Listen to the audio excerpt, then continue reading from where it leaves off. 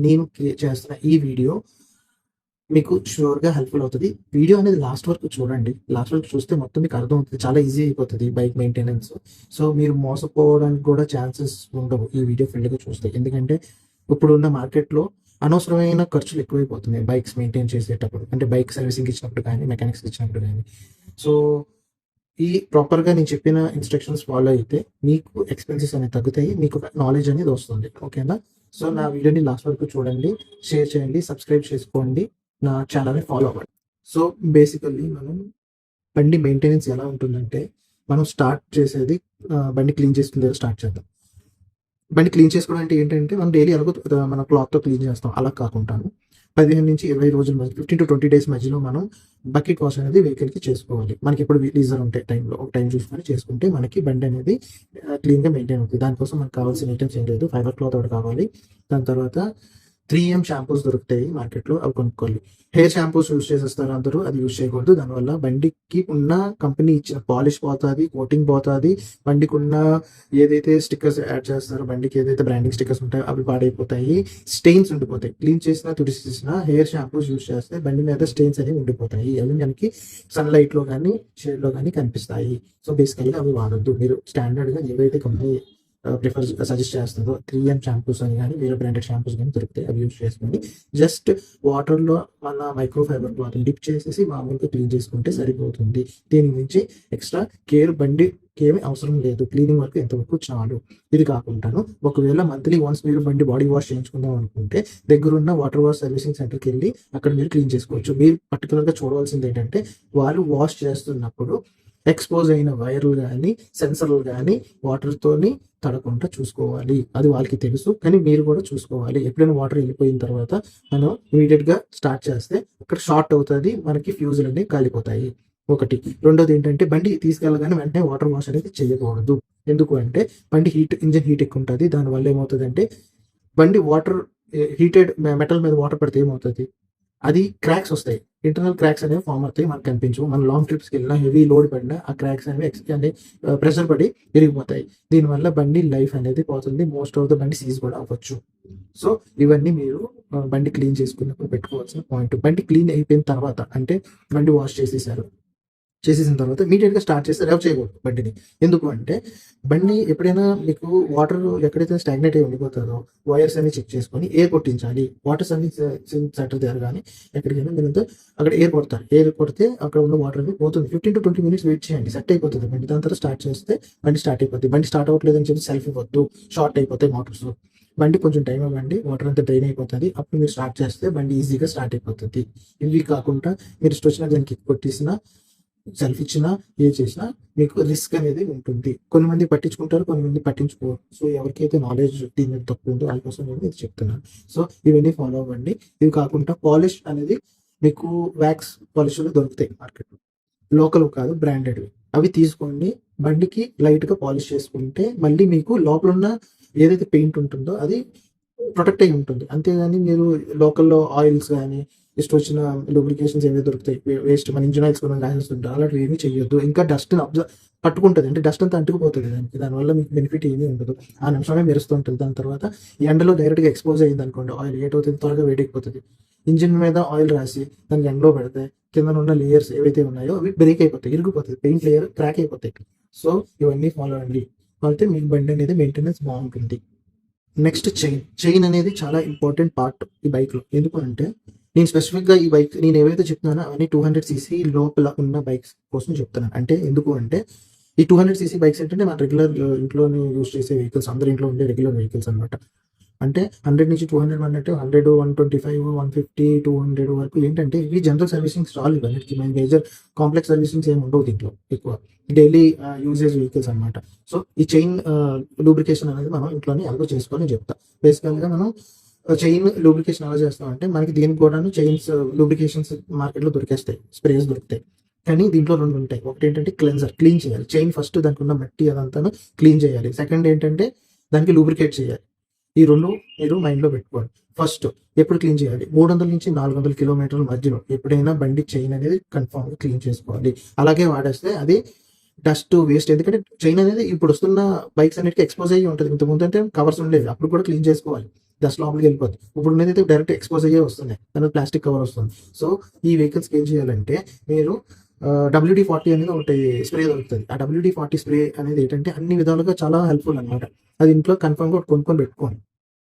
So కొనుక్కొని పెట్టుకుంటే ఏటవుతుందంటే spray కొట్టినప్పుడు అనేది అది స్పిరిట్లో వర్క్ చేస్తుంది. అది ఏంటంటే త్వరగా వేపర్ అయిపోతుంది, అది ఆరిపోతుంది త్వరగా. స్ప్రే చేసేసిన తర్వాత ఫస్ట్ క్లీన్ చేసుకోండి. దీనికి కావాల్సిన ఇంకో పార్ట్ ఏంటంటే టూత్ బ్రష్ పాతది ఏదైనా దొరుకుతుందో ఇంట్లోనే అది యూస్ చేయండి. లేదంటే దీనికి కూడా 15,000 రూపాయలకి చైన్ క్లీనర్ దొరికేస్తుంది. అంటే ఒక బ్రష్ ఉంటుంది రెండు పక్కల, దానికి క్లీన్ చేసే ఈ టూత్ బ్రష్కి ఎలాగైతే ఉంటుందో అలాగే దానికి బ్రషెస్ ఉంటాయి, అవి పెట్టి క్లీన్ చేసేసుకోవచ్చు. ఫస్ట్ చైన్ ఇలా మెయింటైన్ చేస్తే మీకు లైఫ్ వస్తుంది. చైన్ అనేది ఎప్పటికప్పుడు టైట్ చేయించుకోవాలి. అది లూజ్ అవుతుంది చైన్, ఎప్పటికప్పుడు టైట్ చేయించుకోవాలి. చేయించుకుంటే లైఫ్ అనేది చైన్కి పెరుగుతుంది. లేదు అంటే చాలా మీకు కాస్ట్ ఎక్కువైపోతుంది. చైన్ మార్చినప్పుడు మీరు ముందున్న టూత్స్ కూడా మార్చుకోవాలి. అటు గేర్స్ ఇటు గేర్స్ మార్చుకోవాలి. అది చాలా కాస్ట్ అవుతుంది. ఇవన్నీ మీరు మెయింటైన్ చేసుకోవాలి. క్లీనింగ్ అనేది ఇంట్లో చేసుకునే పని. సో మీరు ఎప్పుడైనా వాటర్ సర్వీసింగ్ సెంటర్కి ఇచ్చినా కూడా మీరు అదే చేసేసుకోవచ్చు అక్కడ ఇమీడియట్గా. సో ఇవి చైన్ క్లీనింగ్ అనేది ఇలా మెయింటైన్ చేసుకోవచ్చు. సో ఎప్పుడైనా ఏది కొనుక్కున్నా బ్రాండెడ్ కొనుక్కోండి. ఎందుకంటే మార్కెట్లో చాలా ఫేక్ లూబ్రికెంట్స్ వచ్చాయి. అది పేరైతే చూడడానికి బాగానే ఉంటుంది, కానీ అది యూజ్ చేస్తే ఏ విధంగా హెల్ప్ఫుల్ కాదు. సో ఇది సెకండ్ పాయింట్. ఈ రెండు ఈ మనం బండి క్లీనింగ్, నెక్స్ట్ అనేది చైన్ లూబ్రికేషన్, ఈ రెండు ప్రాపర్గా మెయింటైన్ చేసుకుంటే మీకు ఈ ఖర్చులు తగ్గుతాయి, లైఫ్ పెరుగుతుంది, ఎక్స్పెన్సెస్ తగ్గుతాయి. నెక్స్ట్ వచ్చేసి ఇంజిన్ ఫ్యూయల్. అంటే ఇంజిన్కి కావాల్సిన ఇంజిన్ ఆయిల్, బ్రేక్ కావాల్సిన బ్రేక్ ఆయిల్, ఈ రెండు కన్ఫామ్గా మీరు ఎప్పటికప్పుడు లెవెల్ చెక్ చేసుకోవాలి. బండికి ఎప్పుడు 2,500 అంటే 2,500 నుంచి 3,000 కిలోమీటర్స్ మధ్యలోని ఇంజిన్ ఆయిల్ అనేది మార్చుకోవాలి. అది ఎందుకు అంటే మీకు లోపల వేర్ అండ్ టైర్ ఉంటుంది, లోపల తూత్ ఒకదానికి ఒకటి గుద్దుకుంటాయి. అంటే ఇంజిన్ లోపల గేర్స్ ఉంటాయి, అవి ఫ్రీగా మూవ్ అవ్వాలి, ఫ్రిక్షన్ అనేది జనరేట్ అవుతుంది. దానివల్ల మీరు మెయింటెనెన్స్ ఇంజిన్ ఆయిల్ అనేది మార్చుకోవాలి. సో దీనికి మీకు ఇంజిన్ మీద లెవెల్ అనేది మెయింటైన్ చేసి ఉంటుంది. ఇప్పుడు వచ్చిన బైక్లకి అయితే కన్ఫర్మ్గా ఒక ట్రాన్స్పరెంట్ గ్లాస్ ఉంటుంది, దాన్ని చూస్తే మీకు ఇంజిన్ ఉంటుంది. లేదంటే మీకు నాబ్ ఉంటుంది, పైన ఓపెన్ చేసుకొని చెక్ చేసుకుంటే ఇంజిన్ లెవెల్ చూసుకోవచ్చు, ఇంజిన్ ఆయిల్ లెవెల్ చూసుకోవచ్చు, ఇంజిన్ ఆయిల్ కండిషన్ కూడా చెక్ చేసుకోవచ్చు. మోర్ డార్కర్ మోర్ వర్స్ట్, అంతే. అది గుర్తుంచుకోండి. ఎంత డార్క్ అయితే అంత వర్స్ట్ అయిపోయింది. కానీ కన్ఫర్మ్గా 2,500 నుంచి 3,000 కిలోమీటర్ల మధ్య మాత్రం ఇంజిన్ ఆయిల్ మీరు మార్చుకోవాలి. అది కాకుండా బ్రేక్, మీకు ఇప్పుడు అన్ని డిస్క్ బ్రేక్స్ వస్తున్నాయి కాబట్టి మీకు బ్రేక్ ఆయిల్ అనేది కన్ఫర్మ్గా అక్కడ లెవెల్ ఉంటుంది, చెక్ చేసుకుని ఎప్పటికప్పుడు. అది అంత త్వరగా అవ్వవు, బట్ అవి ఎప్పుడు మెయింటైన్ చేసుకుంటే మీకు బ్రేకింగ్ అనేది ప్రాపర్ ఉంటుంది. ఎప్పుడైనా బండి బయటకి వెళ్ళేటప్పుడు, క్లీన్ చేసినప్పుడు, సర్వీస్ నుంచి వచ్చేటప్పుడు ప్రతిసారి మీ బ్రేక్స్ అనేవి మీరే చెక్ చేసుకోవాలి. బ్రేక్ ఫెయిల్ అయ్యింది అనుకోండి, రన్నింగ్లో చాలా ఇబ్బంది పడతారు. అందుకు ముందే మనం బండి బ్రేక్స్ అనేది ప్రాపర్గా చెక్ చేసుకున్న తర్వాత బండి అనేది డ్రైవ్కి అనేది వెళ్ళాలి. ఓకేనా? ఈ లెవెల్స్ అనేది మెయింటైన్ చేసుకోండి. నెక్స్ట్, మీ సర్వీసింగ్ సెంటర్లో కొత్త బండికి ఎస్పెషల్లీ మీకు ఫస్ట్ 2 సర్వీసింగ్ 3 సర్వీస్ ఫ్రీ అని అంటారు, కానీ ఇంజిన్ ఆయిల్కి అయితే అమౌంట్ అనేది ఛార్జ్ చేస్తారు. సో అక్కడ కన్ఫర్మ్గా చెక్ చేసుకోండి, ఇంజిన్ ఆయిల్ మార్చారా లేదా. ఇంజిన్ ఆయిల్ మార్చితే ఇంకేవో మార్చారు, వేరంటే ఏంటి అని క్లియర్ కట్గా అడగండి. అడిగిన తర్వాత ఎస్టిమేషన్ ముందు అడగండి. పాత బండి అయినా కొత్త బండి అయినా ఏ బండి అయినా సర్వీసింగ్ సెంటర్లో మీరు బండి ఇస్తున్నారు అంటే అక్కడ మీకు ఎగ్జిక్యూటివ్ ఉంటాడు, ఒక జాబ్ షీట్ తీసుకొని వస్తాడు. అతను కన్ఫర్మ్గా ఏటేటి మార్చుతున్నారు, ఏవేవి ఉంటాయి. అలాగే మీకు ఎయిర్ ఫిల్టర్స్ అనేది ఉంటాయి బండికి. Air filters, oil filters particular 8 kilometres same engine oil మార్చినప్పుడు మారుస్తారు. మీకు ఎయిర్ ఫిల్టర్ కూడా మీకు ఇమీడియట్గా మార్చవసరం లేదు. మీకు అది చెక్ చేస్తారు, మీకు అది ఎయిర్ కొట్టేసి డస్టింగ్ చేస్తే సరిపోతుంది. మరి వర్స్ట్ కండిషన్లో మీరు ఏమైనా హైలీ పొల్యూటెడ్ ఏరియాలో కానీ డస్టీ ఏరియాలో తిరుగుతుంటే మాత్రం ఎయిర్ ఫిల్టర్ అనేది మార్చుకోవాలి. ఎందుకంటే మీకు బ్రీతింగ్ అనేది బండికి ఉండాలి, ఫైరింగ్ అప్పుడే మీకు బండికి ప్రాపర్గా అవుతుంది. బండి స్మూత్గా వెళ్ళాలంటే ఇవన్నీ చెక్ చేసుకోవాలి. దీనివల్ల మైలేజ్ కూడా ఎఫెక్ట్ ఉంటుంది. ఇది మీకు తర్వాత చెప్తాను, ఇంకా కంటిన్యూ అయిన తర్వాత ముందుగా చెప్తాను. దీని తర్వాత మీకు టైర్ ప్రెషర్ ఎప్పుడూను వీక్లీ మీరు పెట్రోల్ కొట్టించుకున్నప్పుడు పెట్రోల్ బంక్స్ దగ్గర చెక్ చేయించుకోవచ్చు. మీరు దీనికి స్పెసిఫిక్గా వెళ్ళి ఏమి ఎక్విప్మెంట్ కొనుక్కోవాలనేది ఏం లేదు, కానీ మీకు 7 to 10 days మధ్యలో ఎప్పుడు టైర్ ప్రెషర్ చెక్ చేసుకోవాలి. ఐదర్ మన క్లైమేట్ కండిషన్ వల్ల ప్రెషర్ అనేది పెరగచ్చు, తగ్గొచ్చు, ఎలాగైనా అది బిహేవ్ చేయొచ్చు. ఒక్కొక్క రీజన్ ఒక్కొక్కలా ఉంటుంది. సో మీకు ఎయిర్ ప్రెషర్ అనేది ఒక్కొక్క బండికి ఒక్కొక్కలా ఉంటుంది. అక్కడ చార్ట్ ఉంటుంది, మీకు మాన్యువల్ ఇస్తారు, మాన్యువల్లో కూడా రాసి ఉంటుంది ఎంత ఎయిర్ ప్రెషర్ అనేది మెయింటైన్ చేయాలనేది. ప్రాపర్ ఎయిర్ ప్రెషర్ మెయింటైన్ చేసుకుంటే బండికి రైడ్ అనేది స్మూత్ ఉంటుంది, ఫస్ట్ పాయింట్. సెకండ్ ఏంటంటే ఈ ఎయిర్ ప్రెషర్ వల్ల, ఈ చైన్స్ పాకెట్ వల్ల, ఈ చైన్ టైట్నింగ్ వల్ల, ఇంజిన్ ఆయిల్స్ వల్ల, ఇవన్నిటి వల్ల మీకు మైలేజ్ అనేది పెరుగుతుంది. కంపెనీ క్లెయిమ్ చేసి మైలేజ్ రావట్లేదు అనుకుంటారు కదా, అవి ఇవన్నీ డైరెక్ట్గానే ఎఫెక్ట్ చేస్తాయి. సో బేసికల్గా మీరు ఇవన్నీ మెయింటైన్ చేసుకుంటే మీకు ప్రాపర్ మైలేజ్ వస్తుంది, బండి ఏజ్ పెరుగుతుంది, అలాగే బండి కూడాను మీకు ఫ్యూచర్లో ప్రాబ్లమ్స్ ఇవ్వదు. మీరు ఎప్పుడైనా లాంగ్ ట్రిప్స్ వెళ్ళాలనుకుంటే ఈ వెహికల్స్ మీద నేను ఇప్పుడు దాకా చెప్పినవన్నీ అంటే క్లీనింగు, పాలిషింగ్ కాకుండా ఇంజిన్ సైడ్ పార్ట్స్ అన్ని చెక్ చేసుకొని మీరు అప్పుడే ట్రిప్కి అనేది వెళ్ళాలి. మధ్యలో ఎక్కడైనా మీరు వెళ్ళిన తర్వాత ఏమైనా ఛాలెంజెస్ వస్తాయి, చాలా ఇబ్బంది పడవలసి వస్తుంది. ఎందుకంటే ఇంతకు ముందు వెహికల్స్ అంటే ఏ మెకానిక్ దగ్గర తీసుకెళ్ళినా కూడా చేసేసేవారు. ఇప్పుడంతాను సెన్సర్ సిస్టమ్ వచ్చేసింది. బండికి అనేది అన్ని సెన్సర్స్ మీద పనిచేస్తుంది. అంటే ఏ ప్రాబ్లం వచ్చినా మీకు డిస్ప్లేలోని చూపిస్తుంది అనమాట.